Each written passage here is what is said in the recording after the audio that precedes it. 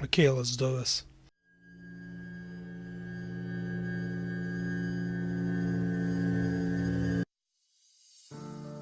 Hello! Versus shmups are such a rare and yet important subgenre that letting them to die out without a fight is unforgivable and would be irreversible. I couldn't stand it anymore, and therefore they have this video. I am really insane and this is easy to follow guide on how to win your first Phantasmagoria match. To start, you will need to find someone to play with.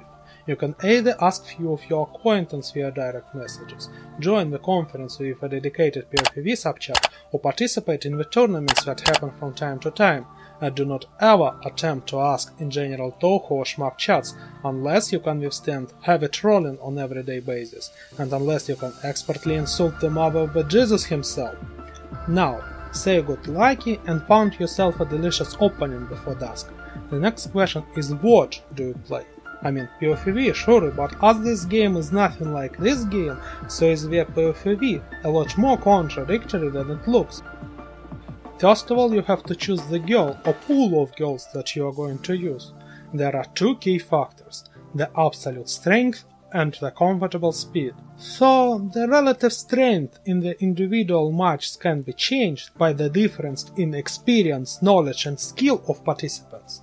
The absolute strength does exist and always crucial for PoFV. There are 6 girls that you can pick: Reimu, Marisa, Yomu, Lyrica, Kamachi and Eiki. And 3 girls that you should never pick if you want to win: Marian, Aya and Yuka. Those 6 are the great pool to start learning the game, but you still could lose a lot. Chances are it's because the speed of some of them doesn't feel right for you. That is where the second factor comes into the play. Check them to choose exactly with which you would feel comfortable, and after that dodging itself will come naturally to you. The next topic is whether or not you are going to use one girl or change them every set. There is no sound argument to choose any of these options, so you should pick one that looks more fun for you.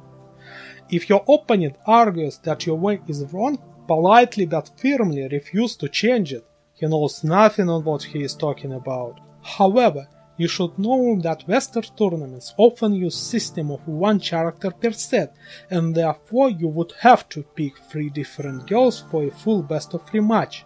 It is done as an attempt to fix balancing issues of the game.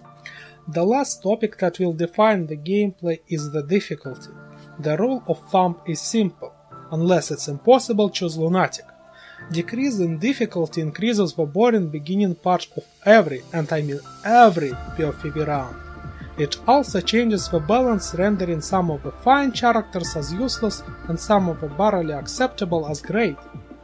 And more importantly, it changes the strategic and tactic approach in a handful amount of matchups. There is no reason to waste your time on playing and learning categories that aren't taken seriously by most of the players. Now that you are on the battlefield all pumped up and ready to win, how do you do this? Great question! The hard part of the narrative is coming.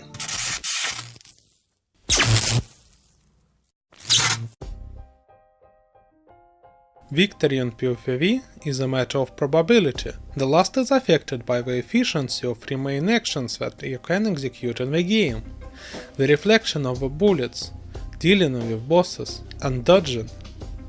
Greatly excel in 2 of those areas and you can ignore the third, the probability already will be over the top. Concerning the reflection and destruction of the bullets, there is a lot to discuss. All bullets in PoFV fall under one of 3 categories: reflexible, which are the grains, erasable, what is almost everything, and indestructible, what is basically lasers and some really weird stuff. To send any bullets on the opponent's field, you need to kill something. That being said, you can and will do much more than just to send a few new bullets. You can reflect grains right on the top of the enemy's field while preserving their speed. And to achieve that, it is not enough to kill. You have to explode either a fairy or a spirit right on the damn grain. To explode, or basically to shoot down, a fairy or inactivated by your focus spell spirit, you can use either your normal shot, the projectiles that comes out from your charged attacks, or an explosion field that is being generated at the edge of the levels 2, 3 and 4 of your charged attacks. What are the charged attacks? Well, simply put, by holding the shot button down you can invest your meter into the next release button attack. While the meter itself is gained from kills, from bullet reflection and by taking damage yourself, charging every consecutive quarter of a full meter will increase the level of released attack. Notice that if you release a charged attack of a level 2 or higher right after getting hit, you will not get a meter compensation. No, it is not a bug. Stop saying that. Don't be delusional. Here, look, I will even demonstrate it for you. It begins with you getting hit. 3 things happen at once. You're losing control of your character, you becoming non-existent, and you starting to blink. Afterward, another 4 things happen at once. You're giving your control back, you're giving a meter, you're starting to blink in red signifying invulnerability frames, and you're releasing an erasing explosion wave. If you release a level 2 attack or high before red blinking start, you just cancel the specific following the hit recovery state and obviously will not get rewarded for it. Therefore it is not a bug, but is a simple and visually represented game logic, and it mostly affects highly skilled people who try to release in the very last moment, and not you who just cannot get hold of his machine. In the case of charged attacks, and considering the general attack and defense, you should only think about releasing levels 1 and 2. Level 1 just spawns a super strong projectiles, or sometimes a damaging areas that can explode even in activated spirit. Level 2 on top of that generates an erasing field, followed by the explosion field, and it also spawns a distinct pattern on the opponent's screen.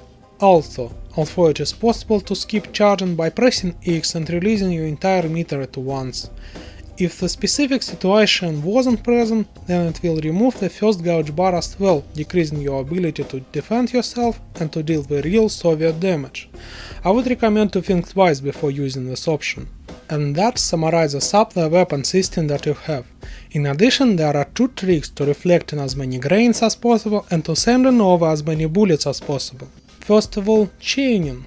An explosion of one fairy with spirit will start the chain of explosions, immediately increasing the amount of reflected bullets and gained meter, and it is really easy to tell how the chain will look beforehand, since fairies always fly in the same 16 distinct patterns.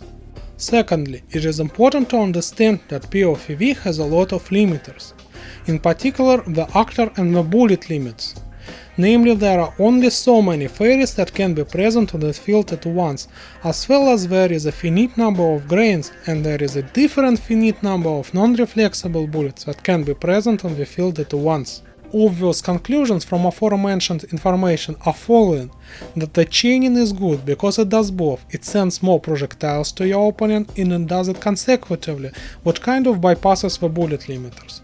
And that the level 2 attack is a great defensive tool that shifts density of bullets from your screen to your opponent's by reflecting and erasing bullets and by creating a lot of new projectiles right on your opponent. Let's draw the line.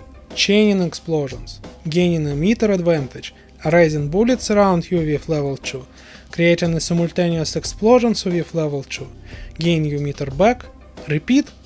You can now easily see and execute the first pillar of the PoFV gameplay. Yet consistently filling the screen with bullets isn't enough.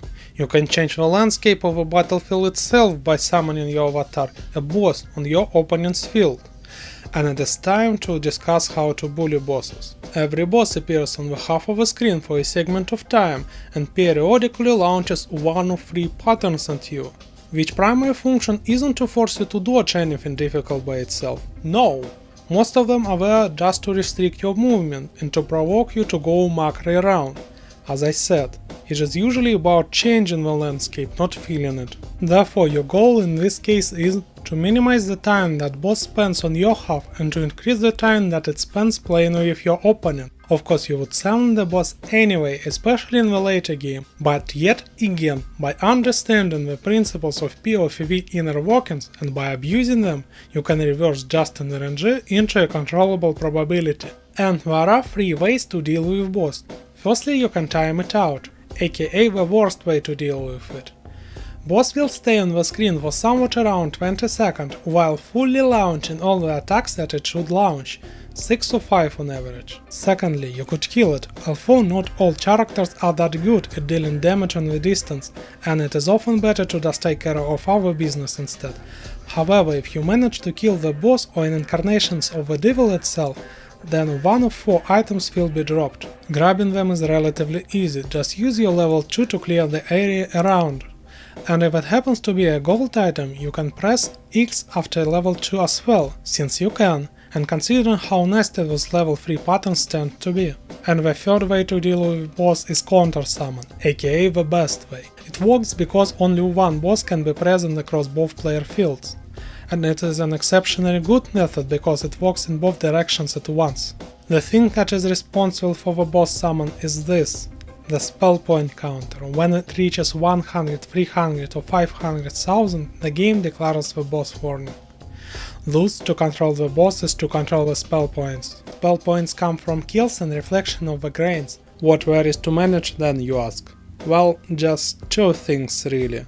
That the actual hit combo multiplies spell point gaining, and that the spell point counter drains. If you do not kill anything new, soon spell points reset to none. The actual hit combo is almost the same thing as an explosion chains. The significant difference is that if you started a new explosion chain anywhere else, you will drop combo. Do not confuse hit combo indicator with an actual hit combo.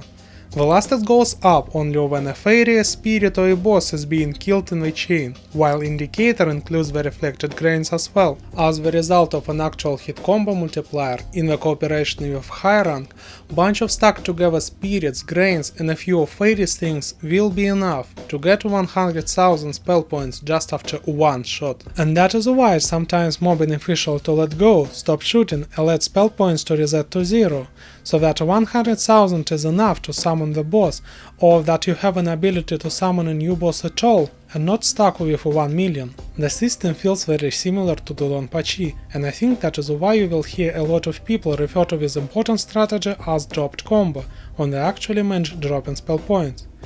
It is kind of a standard term by this point and there is no reason to change it, so just go clear to all and accept it. Now to summarize dealing with bosses. Try to stack more things together and shoot less, again. And try to always have a new target to kill in mind unless you consciously want to stall. Unless you are currently a Marisa or literally have nothing better to do, don't risk getting hit unreasonably going for the boss kill. But more importantly, watch the damn counter, yours and your opponents. That is if you can. If you can't, you probably should choose other 2 areas of PoFV gameplay to excel in. What brings us to dodging. The uniqueness of PoFV dodging comes from 2 directions, from its applications and from the invulnerability frames. As a tool, dodging in PoFV is ultimately a waiting minigame. You are waiting for your meter, waiting for your charge attack to fill, waiting for the boss to die or for the spell points to accumulate, waiting for your opponent to get hit so that you would take less damage, waiting for that boss attack to launch so that you can misdirect it, waiting for the spell points to drop. Dodging instead of level 2 cast and instead of reflecting grains, dodging for the dodging's sake without the clear goal is a symbol of having an actual fun from PoFV, and it can and will stand on your way to a certain victory. There are thus some things that you would have to dodge if you want to get an advantage, namely boss attacks and extra attacks. Boss attacks you covered before. The extra attacks, on the other hand, are character-specific attacks that launch it the same way as the new spirits and new grains. But they have their own limiter, and instead of counting spirit points or white bullet points from kills, game accumulates X points for each kill and launches new X attack when character-specific X point requirement is fulfilled. Those attacks are of a great variety, and a book could be written on how they work and should be avoided. But this guide isn't about extensive and tedious practice-driven learning. Fundamentally, you need to know that, except Sakura, all extra attacks give a spawn indication in advance. Therefore, as long as you are looking around yourself and can memo past 5 seconds of indicators, you will never get surprised. One huge thing that can help you to pass through places that are hard to navigate, or to pass even through bullet walls, are 8 iframes that are given to you on any release of charge attack, including level 1. Time it right, don't press focus before release and move fast, and you can escape inescapable. And as a result, dodging can work out great. Which means, have a clear goal in mind, macro around unique attacks, use iframes to increase your chances of BS, and the only two things that will stand between you and a flawless survival, and that I cannot direct you on, are your overall consistency at random dodging and the latency of gameplay. God damn it, I will never do so much stage talk ever again! That is all there is to know about technical part of PoFV to effectively play the game. You can roughly associate each part of technical knowledge with corresponding field of vision. You have to look widely around yourself when you are willing to dodge, look at the entire top of the half of the screen when going for the efficiency of attacks, and look at the top of both players' screen when dealing with boss stuff. But isn't it too much? Wouldn't you get confused as the game goes on while, for example, looking at boss or when you should dodge? Well, yes, of course. But firstly, as I said, you don't have to excel at everything. After all, your opponent is a human too. And secondly, fear not. I have an answer for everything.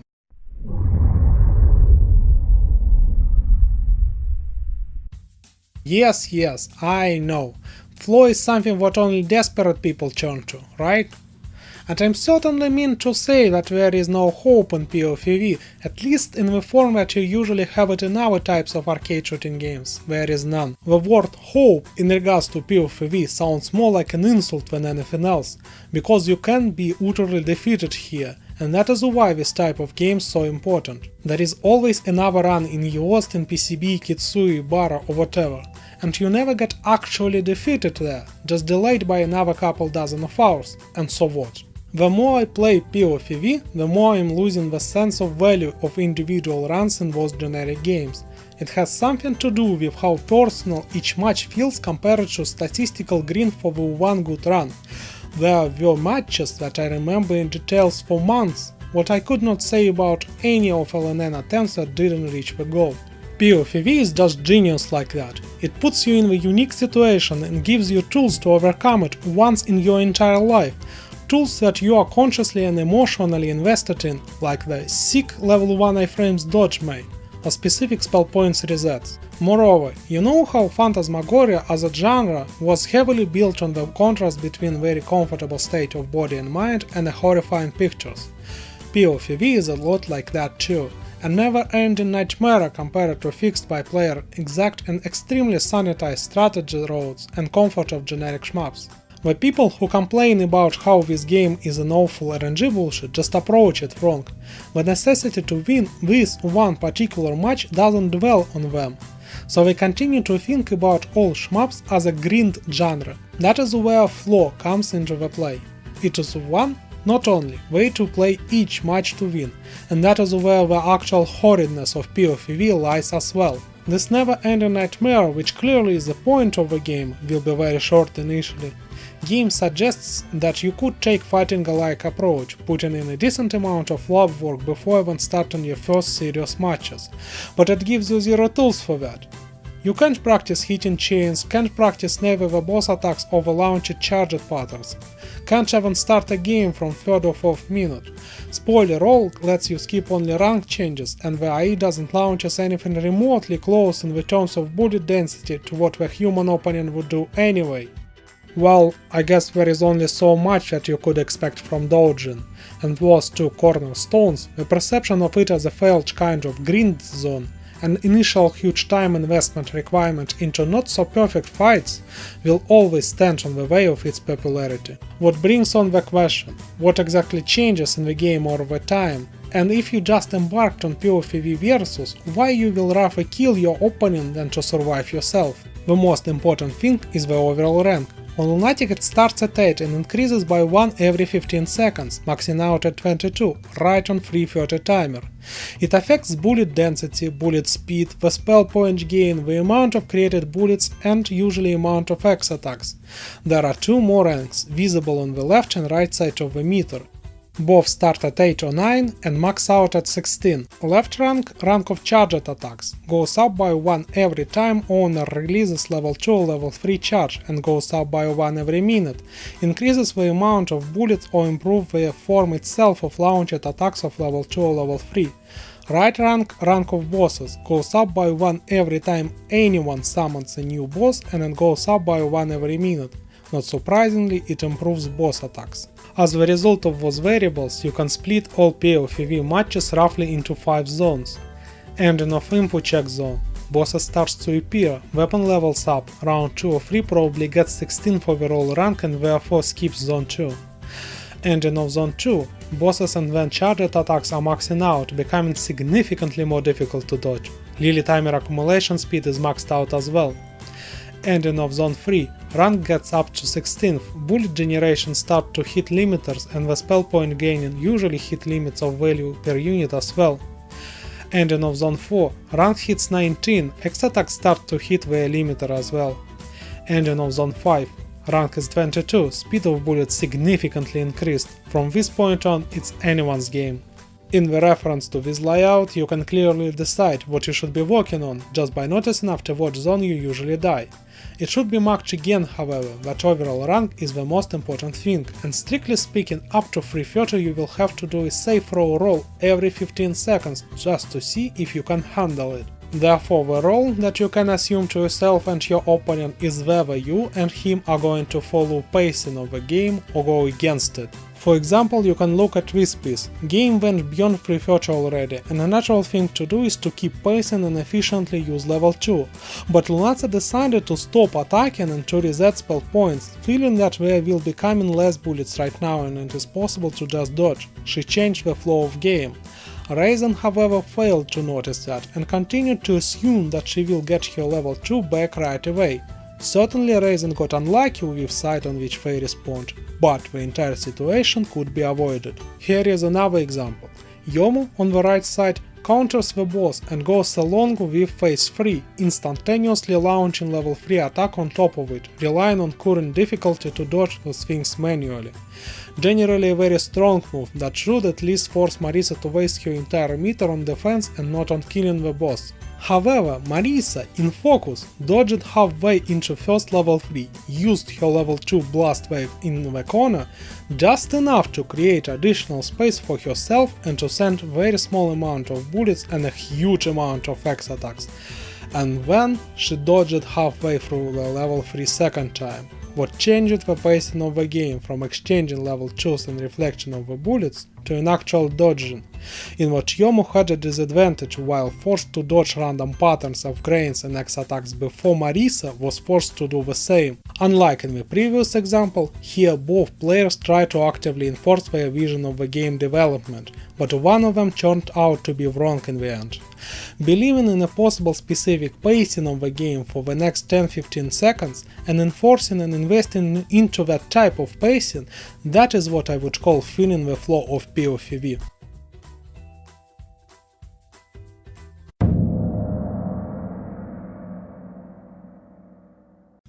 And that's it. Take! A lot of things had to be figured out with save state by me or in public chats, but all used resources cited in the description. I would like to thank people who helped me during the last year to collect and to verify all the information presented here. Cyrus Warzone, Dagav Touhou, FS6, Graced, Kirby Comment, Turska.